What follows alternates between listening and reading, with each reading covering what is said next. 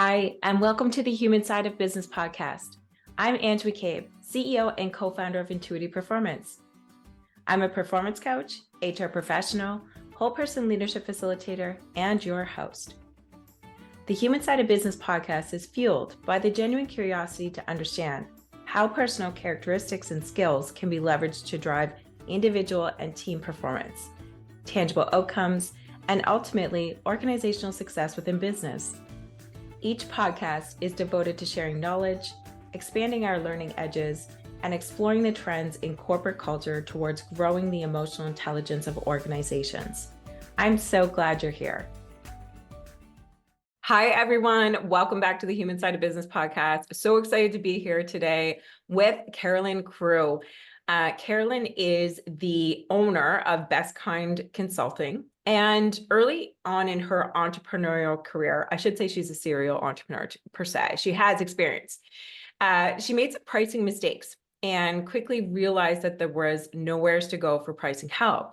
So basically, she was self-educating. She didn't think about it back then, but that was the catalyst for her pricing education. She knew that pricing was the thing that could control, that she could control to boost revenue.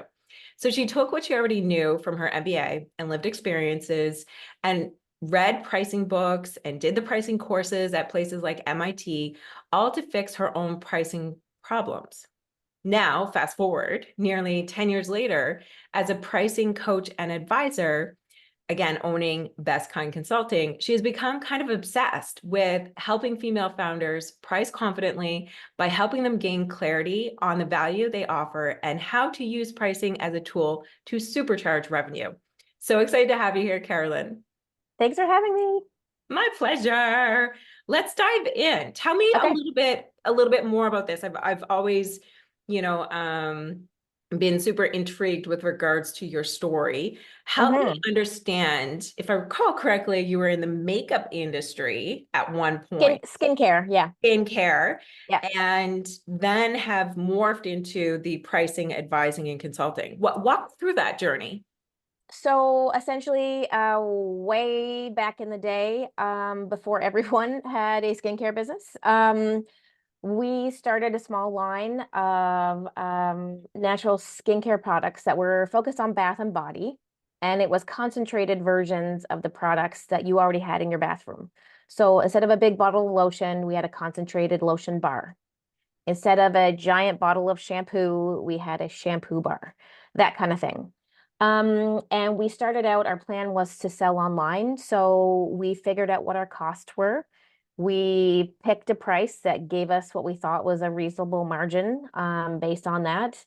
And kind of off we went. And then obviously you don't know what you don't know. So then that's like a sweeping statement.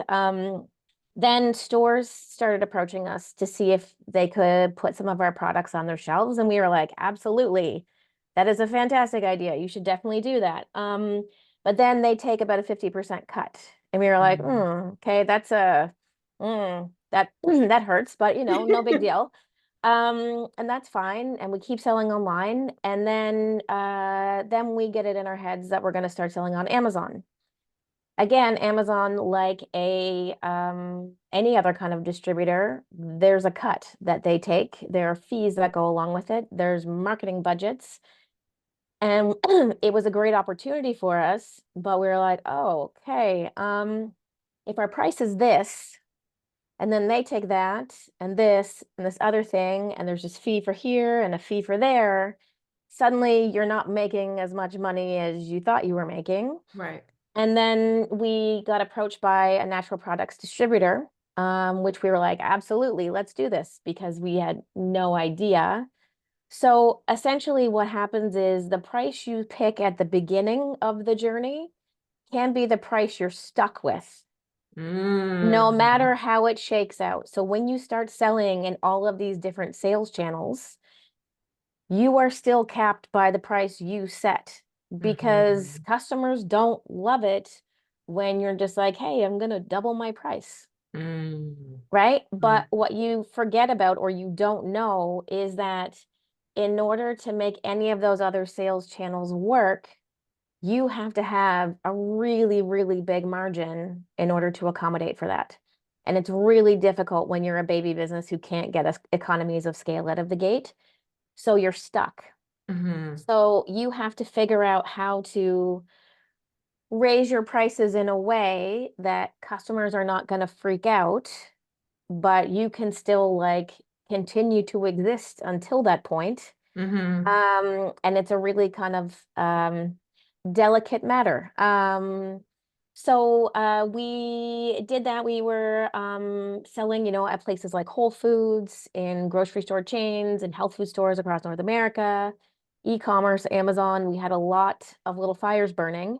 And after about 8 years, so we had fixed, we knew about 2 years in that our prices were wrong.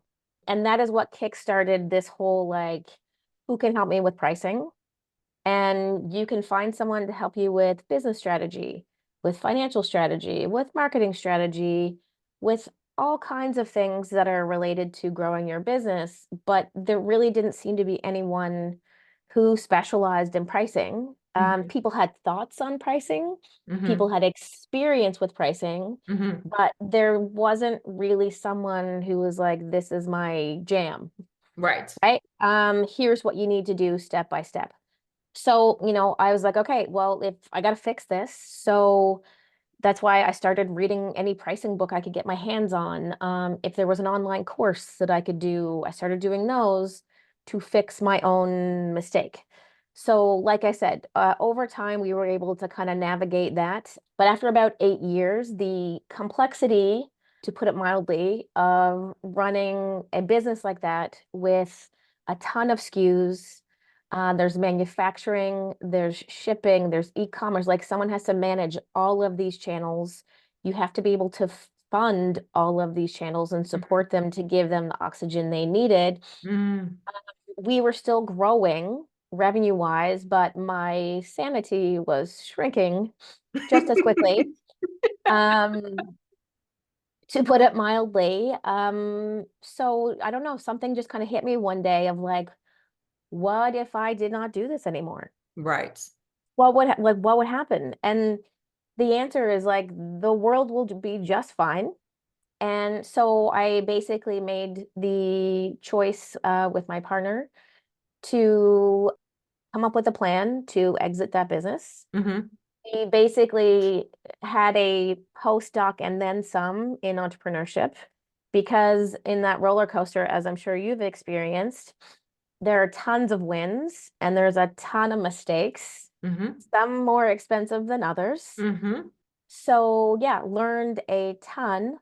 And when we officially exited that business, there was a moment of, because I was like, oh, yay, I don't have that stress anymore, which quickly turned into like, I'm not sure what I'm supposed to do now.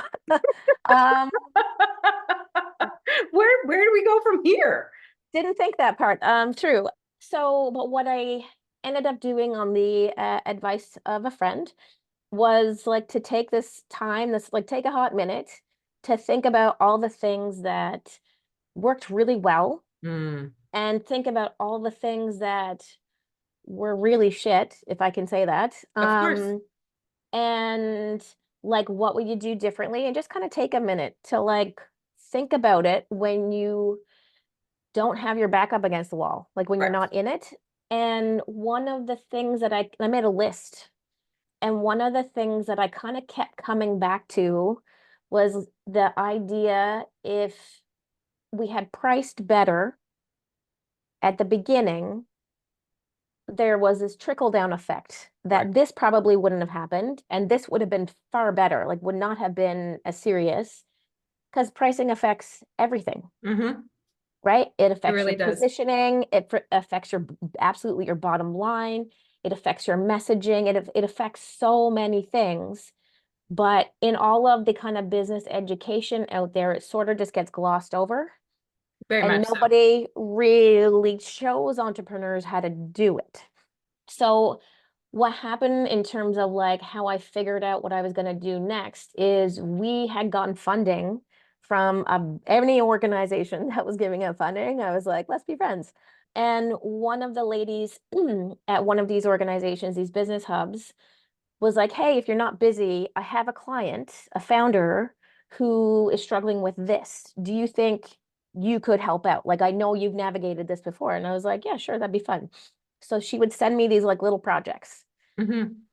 And I had a great time because I had actual lived experience to share. The founders I was working with seemed to get a lot of value out of it, and it put a little bit of money in my bank account. Right. So it checked like all of the boxes. So she kind of kept doing that. And then other people from other hubs, would send me referrals here and there. And I was just having a good time. And this lady, honestly, I was just like, it's easy. It's easy. Keep There's it no coming. Referrals stress. are great. Yeah, Yes. this is Yes. easy. And she was like, so have you given any thought to what you're going to do next? And I was like, I mean, a little, but not really. I'm just kind of like enjoying this. And she was like, oh, sweetie, like you're a coach, you're a consultant now. And I was like, no, I don't think so. And she's like, oh yeah, yeah, you definitely are. You absolutely 100% are. And I was like, oh man, okay. Crazy. Okay. And then when I thought about it, I was like, okay, I'm having a good time. It's really rewarding. I love the people I'm getting to work with. Mm-hmm. It's a fun puzzle every single time. Mm-hmm. And I get paid to do that. So I was like, okay, maybe there's a there. But then when I kind of like came to that realization, I was like, okay, I have to actually sit down and figure out how this is going to work like I would with any business. So originally my plan, because I like this whole puzzle solving kind of dynamic, like business strategy is very interesting to me. Like go to market strategy, very interesting for me. But I always kind of came back to pricing, but I didn't have a ton of confidence that I could do Mm. it because it's like, yes, I've navigated all of this. Yes, I've read a bajillion books on it at this point. Yes, I've done a bunch of courses, but like I haven't really like done this as a thing. And I'm more comfortable with business strategy and I'm more comfortable with go-to-market strategy. And I had a conversation with Caitlin Burgoyne Mm-hmm. because yeah, she was like, if you were a restaurant and friends, you had to describe this restaurant to your friends. You would say it's the one that does this, and there's like a signature kind of thing that they do. And if they do anything above and beyond that, it's too confusing and people will not remember what it is you do. Mm-hmm. Right. So just the idea of like, if a restaurant is known for this kind of dish, like if I had to be known for one kind of thing, and even though it was absolutely terrifying, I was like, I think it's got to be pricing. Mm-hmm. That there, it doesn't exist. I know everybody guesses. Mm-hmm. Everybody guesses, even the people that you think are super experienced and confident and they've got it all figured out. You're guessing. Huge money, they're guessed. They Yes. maybe they guessed right or Mm. they guessed close enough. Mm-hmm. But chances are they've guessed. People tell me that they've guessed all the time. So super uncomfortable, but I am a sucker for putting myself in uncomfortable positions, apparently. What is that? Tell me more I about that, don't please. know. I don't know. I feel like the scarier the prospect is, the more I'm drawn to it. Rising to the challenge. That's what I'm I hearing. guess Yeah. it's sink or swim, but I feel like if I'm in that position of like I'm not super confident in it, I'm gonna work my ass off that much harder Right. to make sure I don't screw it up. So and then yeah, then people started once I kind of like put my flag in the sand of like this is the thing that I'm doing now. They just started sending me pricing referrals, projects. And then I just started connecting with startup accelerator programs and incubators. And it's been it'll be 2 years in November, which sounds absolutely insane when I say that out loud, but I have zero regrets. I am super grateful that I get to do this, even though it's crazy dorky. And when I get excited about pricing and start talking about it, I can see people's eyes glaze over. And I don't care because I love it. And yeah, life is good. That's amazing, Carolyn. And It's I, still hard. I still have to figure out a lot of stuff because of I sold course, physical products before, and now I have to sell what's in my brain. But I am very much up for the challenge. of course you are. No doubt in my mind. Seeing that there's a couple threads to pull here, as you were speaking, correct me if I'm Yeah. wrong in thinking that as female founders, Mm, we often have similar traits in the sense of what we're struggling with. Here's what really resonated with me when you mhm, were speaking. One, even though I have a crap ton of information in my mind about this particular topic because I haven't mm, proven to myself or have the right experience, I mhm, don't know if I'm good enough to do this yet. mhm, Two that came out for me was, you know, I have to take on everything by myself to the point of burnout so mhm, that I can ensure that I am, not so much, I don't want to say that you're quote unquote winning, but rather in your mind, it's coming from a place of I'm successful. This is what success looks like mhm, versus, expediting problems and delegating. mhm, The third thing that came up for me was thinking about this again from a female centric perspective is what else can I do to lean into my community mhm. to ensure that there is the connectivity from a perspective of referrals.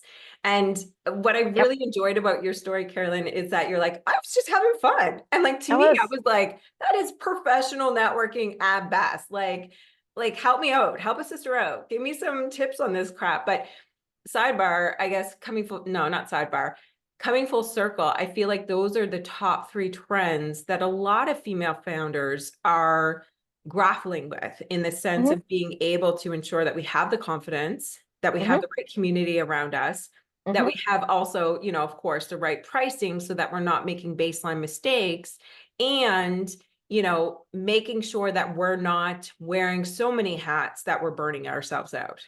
Yeah, absolutely. I mean, yes, I can speak to all those things. So what I see with my clients, a conversation I had yesterday, the founder was just starting out with this new platform and knows there's a competitor, and the competitor is charging X. Yes. And she was like, "Oh, I couldn't possibly charge X." And I was like, "Okay, cool, cool." So I was like, if you had to, compare what you offer to what they offer, would you say it's just as good? Would you say it's better in some respects? Or would you say like there's a huge difference between what you offer in terms of quality and what they offer in terms of quality? And Mm. she's like, "Oh, ours is better for this reason, that reason, and this reason." And I was like, "Hmm. So you're saying yours is better, but you don't feel like you can It charge, resonates. right?" It And I does. hear I hear this constantly, I can see from it. men too, but especially women. And it's crazy because they're like earth-shatteringly brilliant, right? Mhm. Mhm. And they say like, "Oh, I couldn't possibly charge this." And this isn't an insane number. This is like we can prove that the perceived value is this, Right. which is what your price is based on, Mm-hmm. Mm-hmm. right? We're not pulling a number that's astronomical out of thin air just because you love money or whatever it is, right? We're trying to price your product or your service in a way that's fair to the customer, but also fair to you as a business owner for taking on all this risk, for Right. doing all this work, right? So that you can continue to offer these delightful products and delightful services. But there's very little confidence because if you want, like Prada had to train people to think that they were a luxury brand, Mm-hmm. right? They had to tell people in every way, shape, or form, no matter how they encountered the brand Prada, that they were luxury. Yes. And in my mind, this platform, this lady that I was talking to yesterday, her platform is no different. If she is offering a premium service, Mm-hmm. she's not going to like be the cheap version that's like, "We're fine."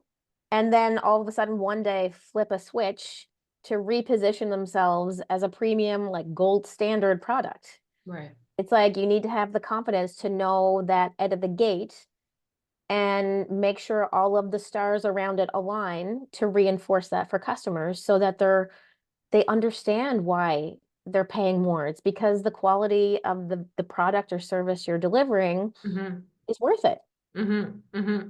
How do you, So yeah, oh, keep going. no, I was Sorry. just gonna say like the confidence, like I can give you a ton of different examples, but that's one that just happened yesterday. Yeah, yeah. And I can only imagine, especially in your space, you see that on the daily Hmm. with entrepreneurs. And what I'm hearing is it's really about identifying what is the end goal of your business. What is it that you're really looking to do from an impact perspective? Hmm. Pricing therefore needs to align with the same, meaning that, if you're looking at it, a 4-box quadrant, Yes. for all the entrepreneurs out there, we've all seen this, are you high quality, low price? Are you low price, low quality? Where do you fit on that quadrant? And Hmm. therefore, that should be where your pricing should wrap around it in conjunction with a whole bunch of other things, I would say. Sure. Yeah.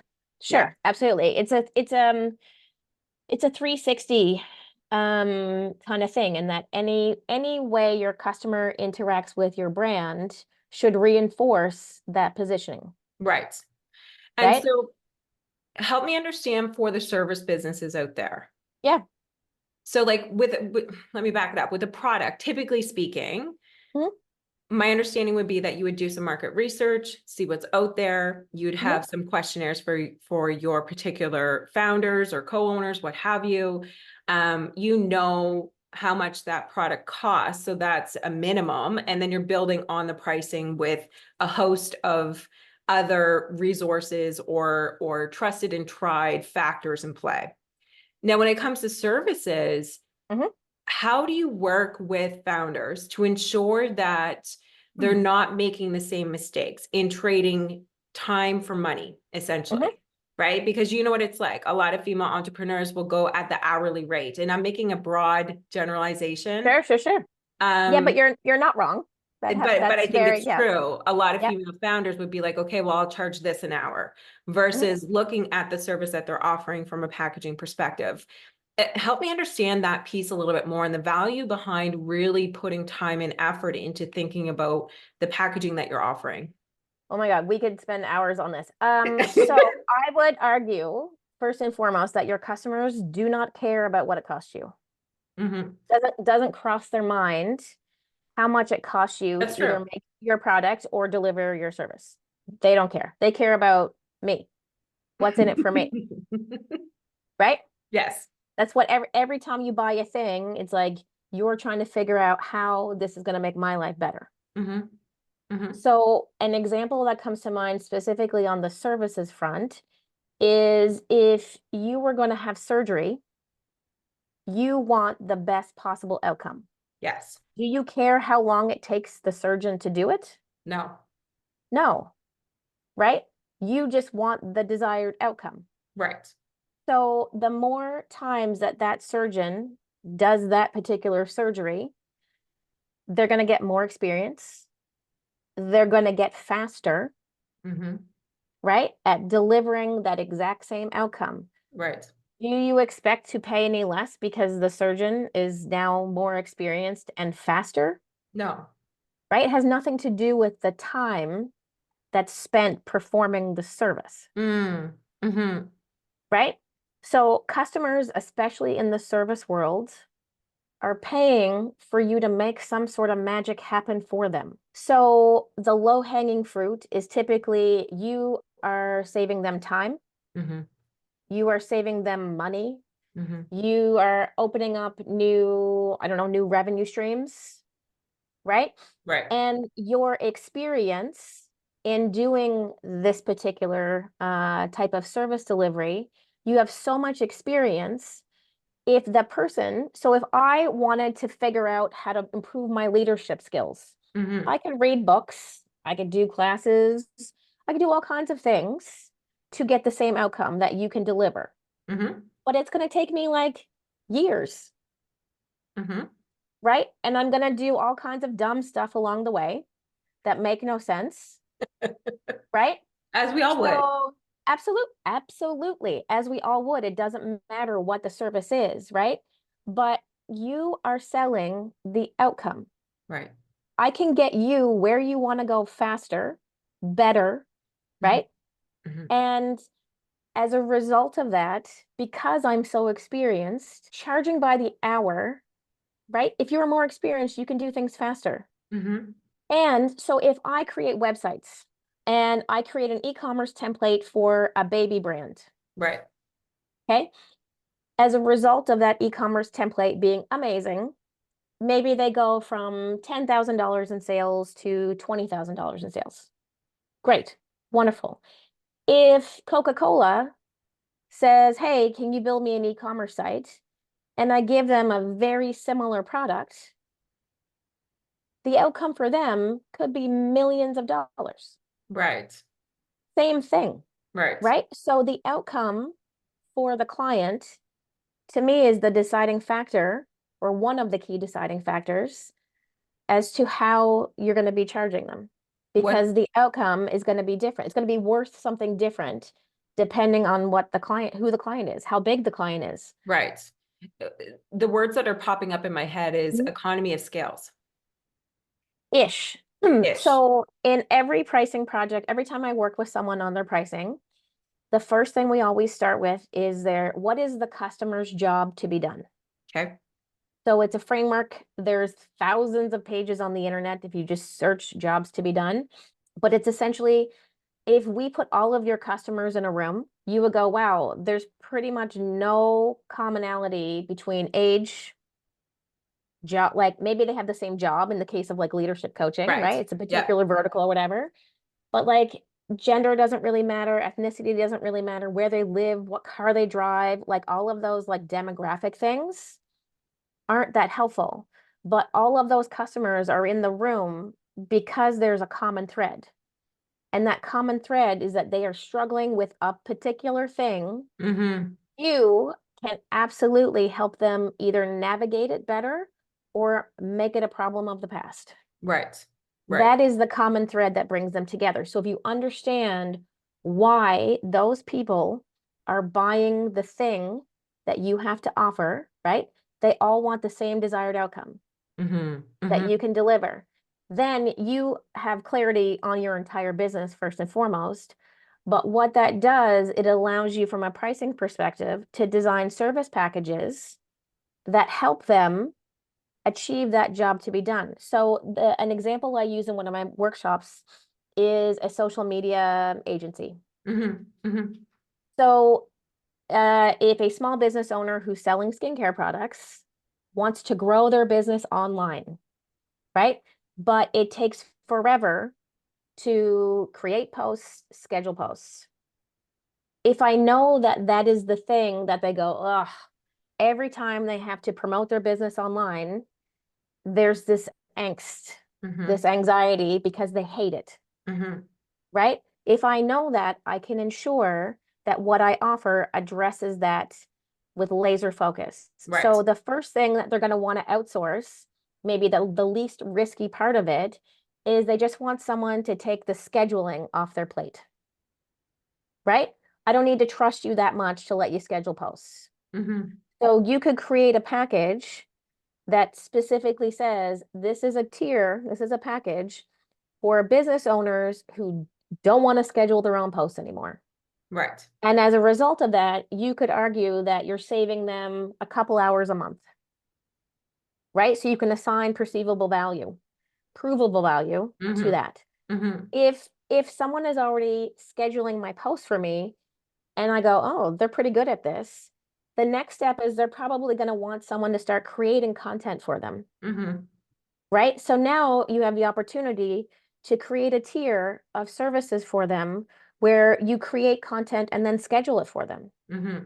Easy for me, the business owner, to understand this is the perfect tier for me, right? You, the service provider, are only giving me exactly what I need to get that job done, Mm-hmm. Mm-hmm. right? And then there are going to be customers who have deeper pockets who are like, can you just do everything? Like the account management, the scheduling, the content, can you just like do it all? Can you Right. be my social media, my outsourced social media team, Right. Right. right? But you have clear service offerings that are all helping that particular customer get a specific job done. Mm-hmm. There's a logical progression between each of those tiers. They have somewhere to go if they want more, if they want less, but Mm-hmm. it's all based on the job that the customer is trying to get done. And Right. with each of those things you include in the tiers, you can absolutely calculate the perceived value in terms of time savings. You could do this yourself. It's going to take you a Mm-hmm. lot longer, Mm-hmm. right? You could do this yourself, but it's not going to be as high quality as if a professional does it for you. Right. So you can assign provable, believable, based in reality value of like, this package is worth this. Mm-hmm. So when Mm-hmm. it comes to pricing it, you are actually you have the ability then to price it based on the value that the customer is getting. Right. So Right. you are more confident in pitching your tier, your package. You are more confident about your pricing. You are less likely to just give discounts, Mm-hmm. right? Because you have different options you can present. It's not one size fits all anymore. Right. And once you have a client on board, you're giving them options of other places they could go to grow within their business or grow within your business as Mm-hmm. their business changes. Mm-hmm. Mm-hmm. So there's a lot of potential there. And the reason to have different service packages is it allows you to capture more revenue Right. because Right. you have tiers that are aligned with clients' willingness to pay Mm-hmm. and their willingness to trust you to outsource work to you. Mm-hmm. Mm-hmm. So in doing so, it's not a like it or lump it sort of situation anymore. It's like, hey, you don't have a ton of money and you just want me to schedule your posts. Cool. Right. Right. Now I win that client. Even though they don't have a ton of money, I have something to offer them. Yes, definitely. And we know that when it comes to reoccurring business, it's much Yeah, easier than seeking out new business, I think is what I'm reading between the lines. totally. Right. So a package that meets your client where they're at currently can Yes, grow substantively depending on where they want to go and the client relationship, et cetera, et cetera. sure. And it also makes you, the business owner, more streamlined, efficient, and profitable Yes. because you are not reinventing the wheel with every client. Right. These Right. are set packages. Yes. So So I can, you know how long it takes to offer, you have all the materials, right? You don't have to come up with a random custom quote every time. Yeah, it becomes systematic in that you can have basically what I would call it more of your back end built out. So your absolutely. products or your services, your pricing, the way that you're strategizing your packages, so that you can really spend time with your client to understand what they need and where you can meet them. So Yeah, it's absolutely. it's essentially comes down to more of a problem solving conversation than, especially for female founders, working through the mindset of how do I sell Hmm. myself? How do I sell my Hmm. product? How do I sell my services? They're there Hmm. with you that are allowing to help build that experiential confidence through those navigating conversations, or I guess fact finding conversations with potential clients. Absolutely. If you understand that your offering has value to clients, if you know what that value is, Mm-hmm. the confidence level goes through the roof, Right. right? You are no longer like, well, it actually, it's like, this is what it's worth. Here's what the price for you would be. Just let me know what you want to do next. Yeah, absolutely. This Right? is No fantastic. panicking and discounting and like, no, like you know what it's worth. Mm-hmm. Mm-hmm. I love everything that you're saying, Carolyn, and I know that I could talk to you for hours on end about pricing and selfishly to navigate this world myself, of course. I would be happy to help you. I know, I know. As we wrap this up, help us understand, what would you say are the top 5 things to really focus on when you're, 5. Mm-hmm. yes, when you're really trying to focus on the pricing component? Because what I've heard throughout Hmm. the past almost 45 minutes with you, Carolyn, is that Hmm. pricing isn't just pricing. It has an impact and a trickle effect on almost every component of your business. Yes. So what would be the top 5 things that we should look at? I think understanding the job your customer is trying to get done. Again, not just for pricing, just for like full on clarity of what's going on in your business. If you Yeah. understand what the struggle is, you know exactly what you need to say Yes. in your messaging. Like honestly, like the trickle down effect of understanding that particular gem, It's a huge game light bulb. changing, Mm-hmm. game changer. So understanding the job to be done is, I think, absolutely critical. Using it to give your customers options Mm-hmm. is going to allow you to capture more revenue. Mm-hmm. It also is going to give you the ability to, like I said, streamline your inner workings of your business because you're not doing custom this and custom that all over the place. Right. You're going to become a well-oiled machine.